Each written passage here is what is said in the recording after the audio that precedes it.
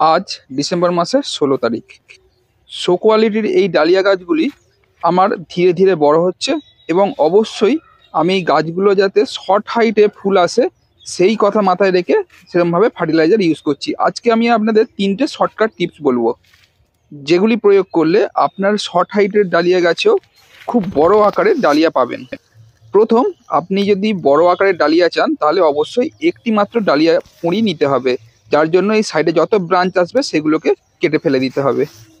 ডালিয়ার জন্য যে সার মিশ্রিত মাটি আমি তৈরি করে রেখেছিলাম সেই সার মিশ্রিত মাটির সঙ্গে এক্সট্রা করে 1 চামচ এনপিকে 15-15-15 সুফলা দানা সার মিশিয়ে এই অবশিষ্ট ফাঁকা অংশটি নিচের দিকের গাছের পাতাগুলো ছেটে দিয়ে ভর্তি করে দেব।